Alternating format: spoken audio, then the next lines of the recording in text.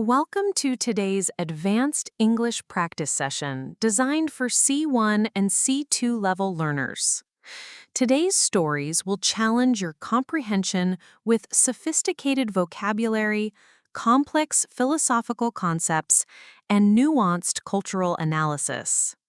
Our opening narrative explores the intricate relationship between memory, identity, and the subjective nature of human experience through the lens of a neuroscientist grappling with her own cognitive decline.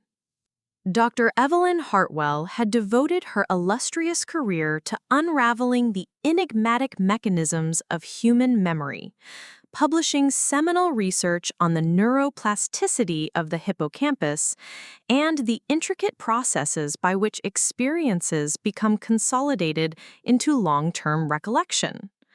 As one of the preeminent cognitive neuroscientists of her generation, she had spent decades studying the very phenomenon that was now, with cruel irony, beginning to elude her own consciousness. The initial symptoms were so subtle as to be almost imperceptible.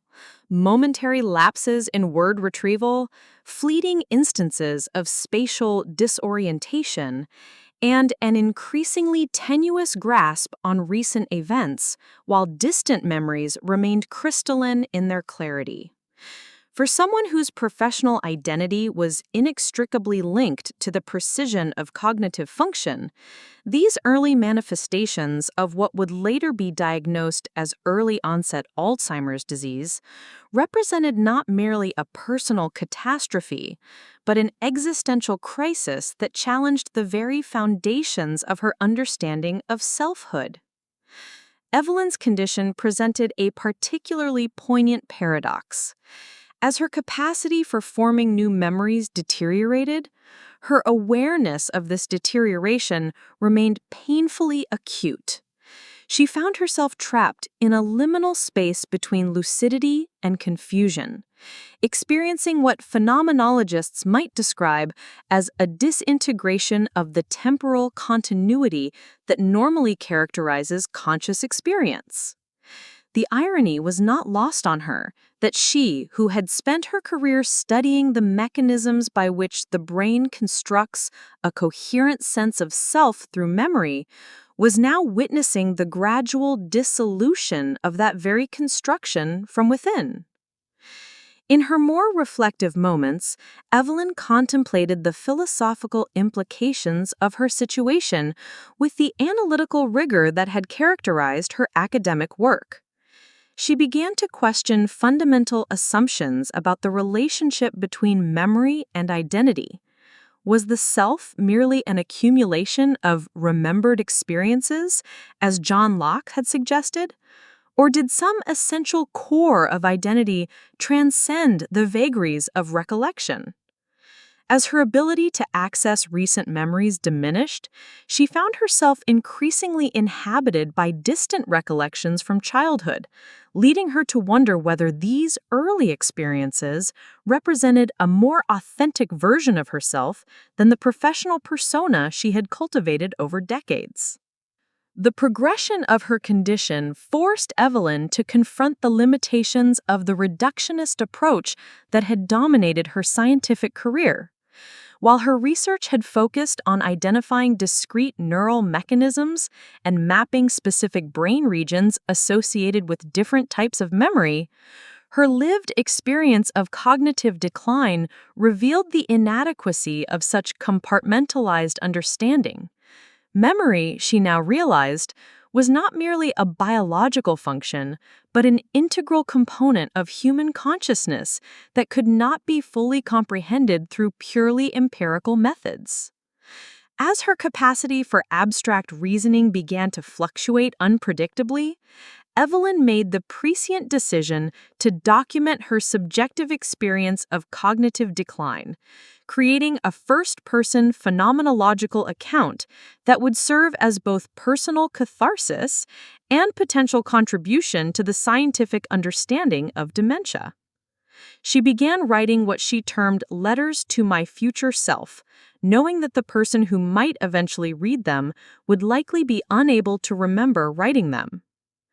These written reflections revealed the complexity of her emotional response to her diagnosis. While the scientist in her remained fascinated by the opportunity to observe the progression of neurodegeneration from within, the human being in her grieved for the gradual loss of the cognitive abilities that had defined her professional and personal identity. She wrote with particular poignancy about the way her condition affected her relationships, how conversations with colleagues became exercises in concealment, how interactions with her adult children became fraught with unspoken anxieties about her mental state. Perhaps most remarkably, Evelyn's documentation revealed that even as certain cognitive functions deteriorated, others seemed to be enhanced or transformed. Her capacity for emotional recognition and empathic understanding appeared to intensify, as if the diminishing of analytical cognition had created space for more intuitive forms of awareness. She described experiencing music and visual art with an immediacy and intensity that she had not felt since childhood, suggesting that the loss of certain cognitive filters might have paradoxically expanded her perceptual capabilities. The final entries in her journal, written during moments of relative clarity in the advanced stages of her condition, demonstrated a profound acceptance of her situation and a hard-won wisdom about the nature of human existence. She wrote that her experience had taught her that identity was far more resilient and multifaceted than her scientific training had suggested, that while memory might shape our sense of self, it did not entirely determine it. Even as her ability to form new memories continued to decline, she maintained a core sense of being that transcended the particular content of her recollections. Evelyn's phenomenological account of cognitive decline was posthumously published as The Dissolving Mind, a neuroscientist's journey through Alzheimer's, becoming a seminal text that bridged the gap between scientific research and humanistic understanding of dementia. Her work demonstrated that even in the face of profound cognitive impairment, the human capacity for insight, growth, and transcendence could persist, challenging simplistic notions about the relationship between brain function and human dignity. These questions require sophisticated critical thinking. Our second narrative delves into the rarefied world of contemporary art curation, exploring themes of authenticity, commodification, and the tension between aesthetic integrity and commercial viability. Through the experience of Helena Vasquez, we examine how cultural institutions navigate the complex relationship between artistic value and market forces in an increasingly globalized art world. Helena Vasquez had ascended to the position of chief curator at the Metropolitan Museum of Contemporary Expression through a combination of impeccable aesthetic judgment, scholarly rigor, and an intuitive understanding of the cultural zeitgeist that enabled her to identify emerging artists before they achieved mainstream recognition. Her exhibitions had consistently garnered critical acclaim and substantial attendance, establishing her reputation as one of the most influential figures in the contemporary art world. However, Helena's latest curatorial challenge presented unprecedented complexity. The museum's board of directors, facing budgetary pressures exacerbated by declining government funding and increased competition from private galleries, had commissioned her to organize a blockbuster exhibition that would generate substantial revenue while maintaining the institution's reputation for artistic integrity. The parameters seemed almost contradictory: create a commercially viable show that would attract large audiences without compromising the museum's commitment to challenging, intellectually rigorous contemporary art. The proposed exhibition, tentatively titled Authenticity in the Age of Reproduction, would explore how contemporary artists navigate the tension between originality and appropriation in an era of ubiquitous digital media and cross-cultural exchange. Helena envisioned a sophisticated exploration of postmodern concepts of authorship, originality, and cultural ownership, featuring works that challenged traditional notions of artistic authenticity while commenting on the commodification of creativity itself. Her curatorial vision included several controversial pieces that pushed the boundaries of conventional taste and challenged visitors' preconceptions about art, culture, and society. Among these was Kenji Nakamura's Synthetic Nostalgia, an installation that used artificial intelligence to generate memories of events that never occurred, questioning the reliability of human recollection and the construction of historical narrative. Another centerpiece would be Amara Okafor's Colonial Palimpsest, a multimedia work that superimposed contemporary African urban imagery over classical European paintings, creating a visual dialogue about cultural appropriation and the ongoing legacy of colonialism. When Helena developed her curatorial concept, she encountered resistance from multiple stakeholders with competing interests and ideological positions. Conservative board members expressed concern that provocative works might alienate traditional donors and mainstream audiences, while progressive critics worried that any concession to commercial considerations would compromise the exhibition's artistic integrity. Meanwhile, representatives from various cultural communities raised questions about whether the museum, as a predominantly Western institution, had the authority to present works that addressed issues of cultural identity and post-colonial experience. The most significant challenge emerged when Helena discovered that several of the artists she had selected were embroiled in controversies that complicated their inclusion in the exhibition. Nakamura faced accusations of cultural appropriation for incorporating indigenous spiritual symbols in his technological installations, while Okafor was criticized by some African scholars for perpetuating stereotypical representations of African urban life in ways that might reinforce rather than challenge Western misconceptions. These revelations forced Helena to confront fundamental questions about the role of curators in mediating between artists, audiences, and broader cultural contexts. Was her responsibility primarily to the artists and their creative vision, to the museum and its mission, to the diverse communities represented in the works, or to some higher principle of aesthetic truth?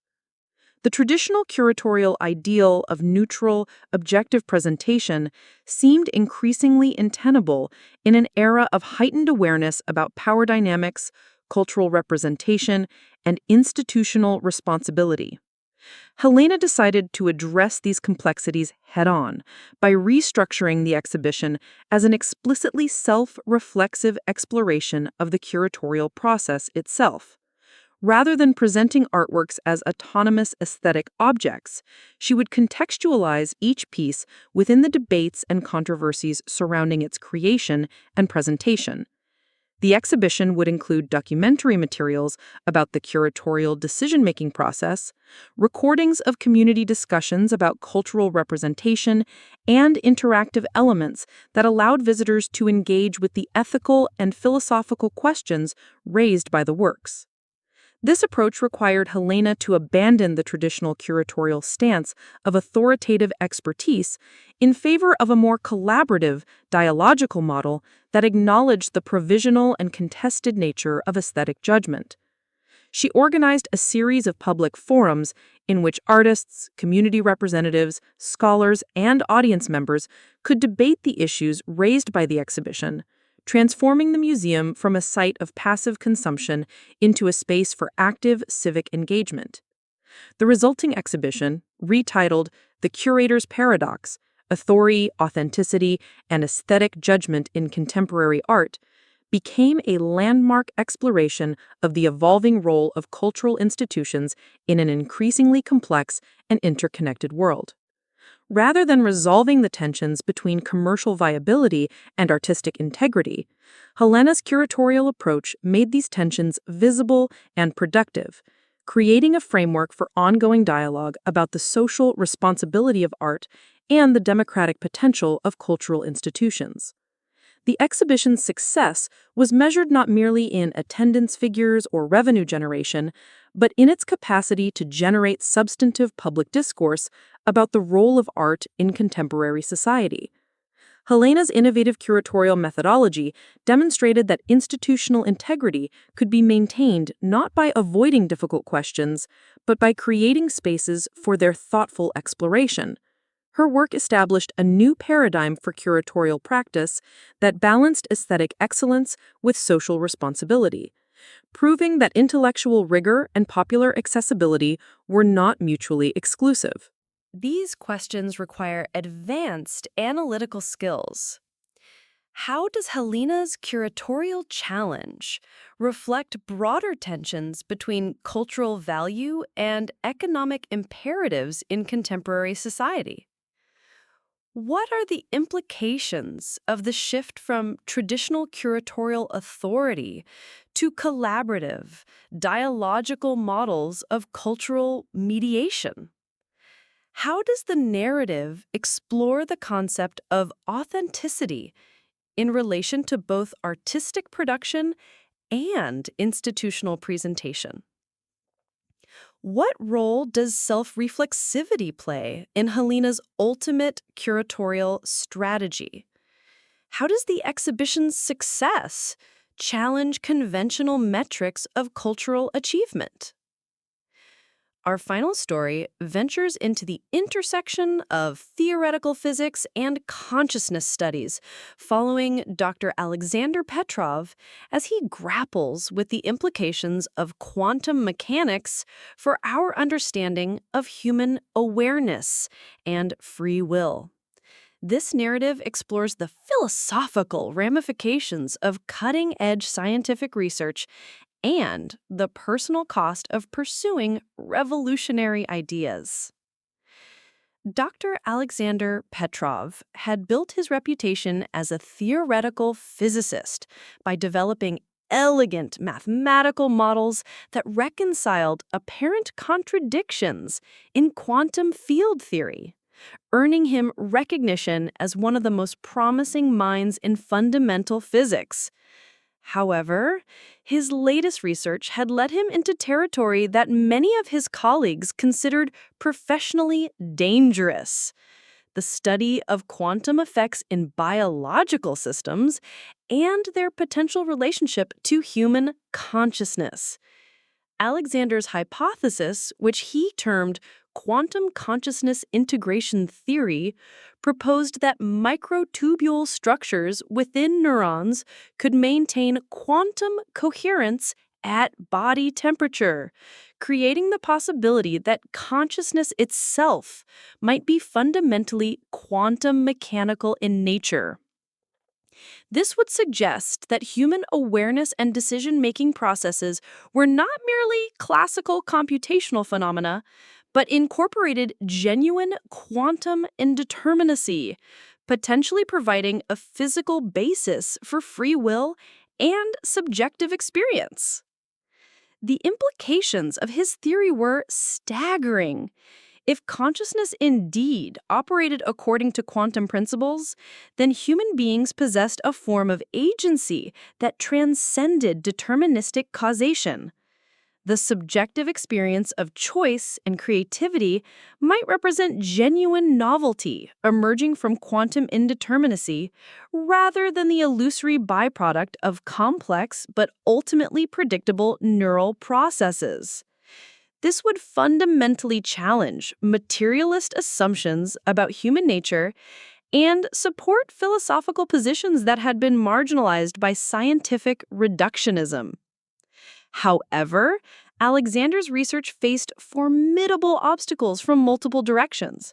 The scientific establishment remained skeptical of quantum theories of consciousness, viewing them as speculative ventures that lacked empirical validation and potentially undermined the methodological rigor that had made physics so successful.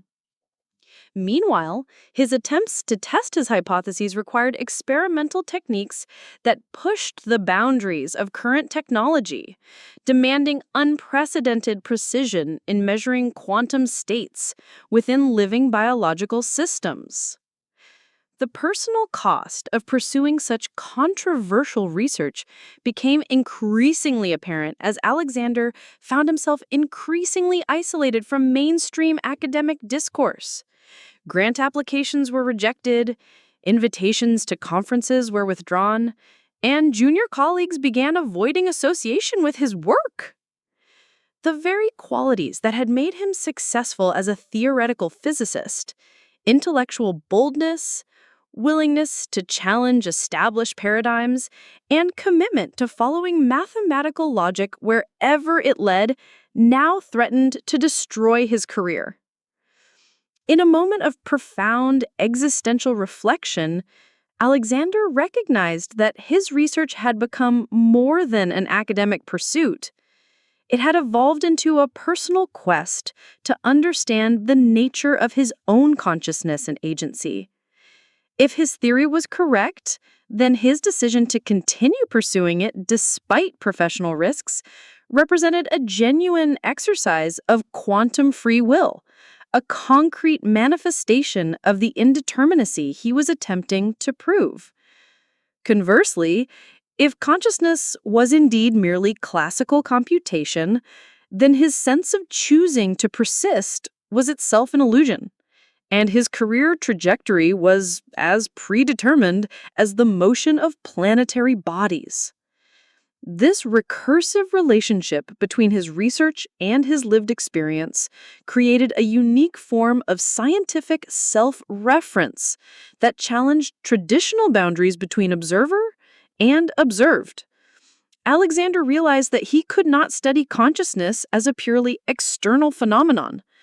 His investigation necessarily involved his own subjective experience as both instrument and object of inquiry. This methodological complexity required him to develop new approaches that integrated first-person phenomenological observation with third-person empirical measurement. Ultimately, regardless of whether his specific theoretical proposals proved correct, his work demonstrated the continuing capacity of human curiosity to transcend conventional boundaries and explore fundamental questions about existence itself. His willingness to risk professional security in pursuit of revolutionary understanding exemplified the spirit of intellectual courage that drives scientific progress, even when that progress challenges our most basic assumptions about reality and ourselves. Advanced critical questions. How does the recursive relationship between Alexander's research and his lived experience illustrate broader epistemological challenges in consciousness studies? What tensions exist between scientific methodology and the investigation of subjective phenomena? How does the narrative explore the relationship between intellectual courage and professional risk in academic research? Sophisticated vocabulary mastery. Today's narratives featured native-level vocabulary requiring advanced comprehension. Phenomenology. Liminal, crystalline, vagaries, catharsis, poignant. Art curation. Zeitgeist, palimpsest, self-reflexive, dialogical, paradigm, theoretical physics, indeterminacy, recursivity, epistemological, methodological, advanced grammatical constructions. These stories utilized the most sophisticated English structures. Subjunctive mood with hypothetical scenarios. Were consciousness quantum mechanical? Complex conditionals with multiple embedded clauses. If his theory proved correct, then his decision to continue despite risks would represent nominalization of abstract concepts, the commodification of creativity, the dissolution of construction, sophisticated passive constructions. The implications were not lost on her that she literary and rhetorical devices. Irony and paradox. A memory expert losing memory. A curator questioning curation. Stream of consciousness. Reflecting internal thought processes. Philosophical discourse. Integrating abstract concepts into narrative. Meta-commentary. Stories that comment on their own themes. Academic and professional register. These narratives demonstrate disciplinary expertise, authentic use of specialized terminology, intellectual sophistication, complex idea development and argumentation. Cultural literacy. References to philosophical and scientific traditions. Critical thinking. Analysis of ethical and epistemological problems. Engage with these expert-level topics. Evaluate the epistemological implications of studying consciousness through subjective experience. Analyze the tension between institutional authority and democratic participation in cultural curation. Assess the relationship between professional risk and intellectual integrity in academic research. Examine how technological advancement affects human self-understanding across different domains. True C2 proficiency requires nuanced understanding of implicit meaning and subtle irony, sophisticated analytical ability to identify complex themes and their interconnections, expert-level expression capable of engaging with abstract concepts at the highest level.